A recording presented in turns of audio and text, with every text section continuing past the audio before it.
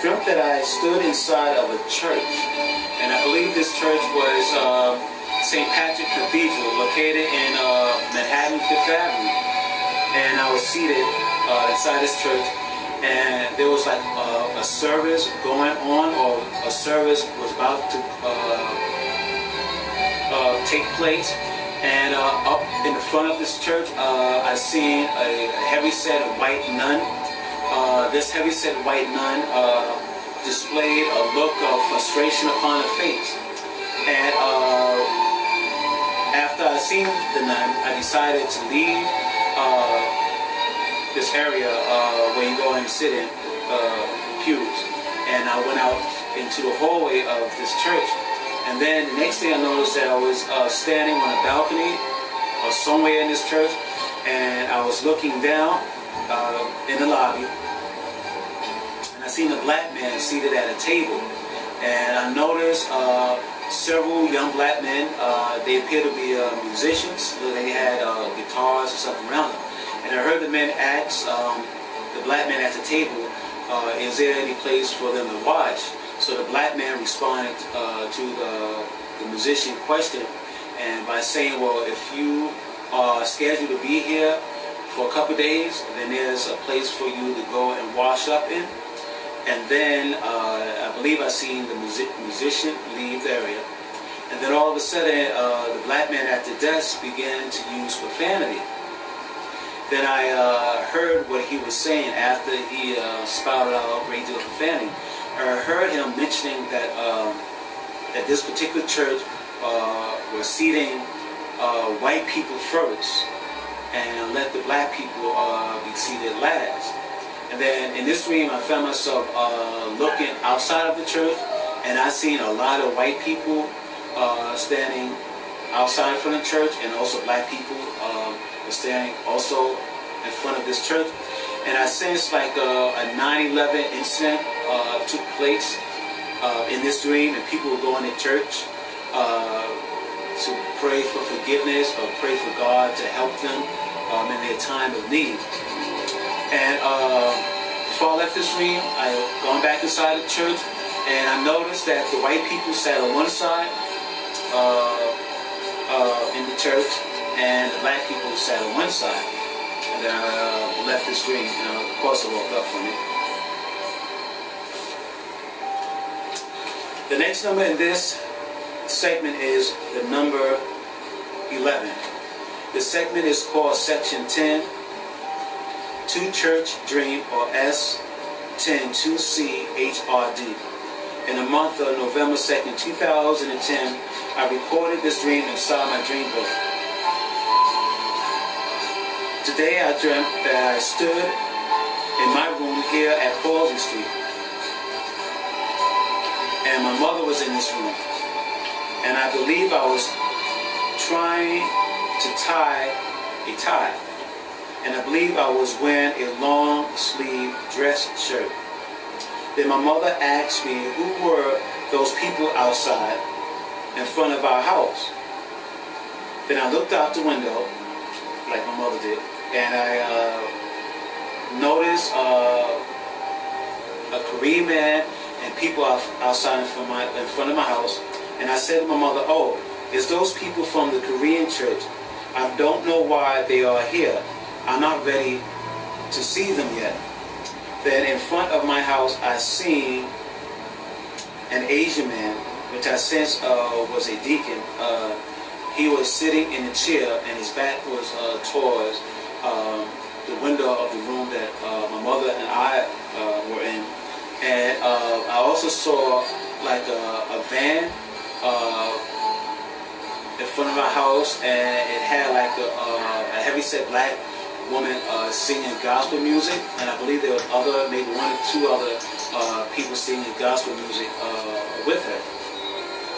Then I took my eyes off the people in front of my house from this Korean church. Actually, these people in this dream came from a church which is called Bible Crusade, and I identified them as people from the Bible Crusade.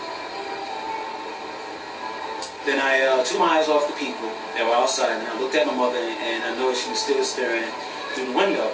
And then I looked back through the window, and I noticed that the Asian man was not there anymore, but I just seen the obese lady singing gospel music.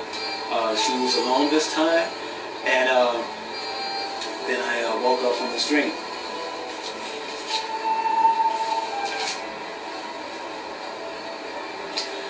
The next number in this segment is the number 12.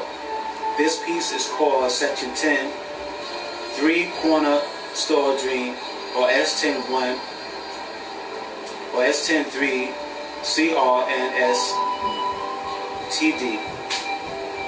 In the month of January 1st, 2011, I recorded this dream inside my dream book. Today I dreamt that I stood in front of the corner store once again on Holzer Street and Stuyvesant, and the owner of the store stood in front of the entrance of this grocery store, and he extended his hand out towards me, and I shook his hand, and he mentioned to me that he was leaving the country, and that he's leaving, this store as an owner. And while I was shaking his hand, I felt like I needed to speak in tongues, because once again, this was like the third time I dreamt about this store leaving the area. No, I didn't speak in tongues while I was still shaking the guy's hand, but I think when this dream do come past, it's going to trigger something in me. Maybe because the store is like more or less a hop and skip away from my house. But anyhow, I almost began speaking tongues, and then I left this dream and I awakened from it. The next number in this piece is the number 13. This segment is called Section 10, One Cars and Black Dream, or S10-1CRS-BLKD. In the month of February 1st, 2011, I recorded this dream inside my dream book. Today I dreamt that I was in a line somewhere. I was in a lane somewhere, a car lane. I was driving a car alone. The road I was on looked familiar. I believe I dreamt about this road 2 weeks ago. I noticed my rear view mirror was tilted. And the car that I was in was kind of small. I was nervously driving because I haven't driven a car in years. It was daytime. The lane I was in was not crowded. A car from behind me bumped my car from the rear. Now in this dream,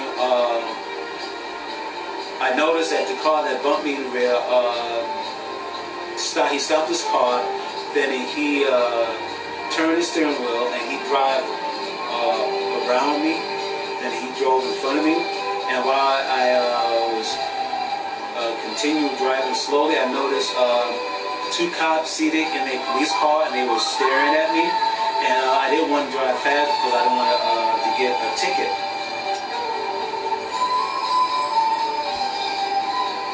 And then I found myself inside this bathroom, and I noticed a man and a girl were in the bathroom. Actually, I noticed two black men and one black girl in the bathroom with me. And I just want to back up a few seconds. Before I enter to this bathroom, one of the two black men and a black girl was standing outside in front of the bathroom. And before I entered the bathroom, one of the black men attempted to try to punch me for some crazy reason, but he didn't punch me. His fist did not connect to my chin. So I entered the bathroom, and these people followed me into the bathroom. Then they locked the bathroom door, and it was just me and the three other people. And then